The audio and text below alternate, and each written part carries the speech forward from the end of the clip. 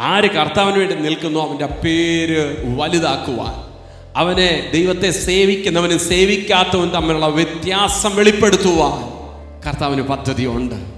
പക്ഷെ നിൽക്കുമോ? ദൈവത്തിനു വേണ്ടി നിൽക്കുന്നത് വെറുതെ അല്ല. കർത്താവിന് വേണ്ടി നിൽക്കാൻ ആര് തയ്യാറാകും? ഇതാ തനിച്ചു പാർക്കുന്ന ഒരു കൂട്ടം. കൂട്ടുകാരുടെ ഇടയിൽ വേർപാടിനു വേണ്ടി, വിശുദ്ധിക്ക് വേണ്ടി നിൽക്കാൻ ആര് തയ്യാറാകും? കൂട്ടുകാർ ഒരു പക്ഷെ പിണങ്ങിയെന്ന് വരും. പക്ഷെ അവരോട് പറയാൻ പറ്റണം, എനിക്കൊരു വേർപാടുണ്ട്. ആമേൻ. എൻ്റെ ദൈവം എന്നെ വിശുദ്ധിക്ക് വേണ്ടി വിളിച്ചു. ആമേൻ. ഞാൻ വേർപാടിന് വേണ്ടി നിൽക്കും. വേർപാടിന് വേണ്ടി നിൽക്കുമ്പോൾ ചിലതിൽ നിന്നും മാറി നിൽക്കേണ്ടി വരും. ആമേൻ. അവരെ നോക്കി പറയാൻ പറ്റണം. ആമേൻ. കർത്താവ് പറയും, ഇതാ തനിച്ചു പാർക്കുന്ന ഒരു കൂട്ടം.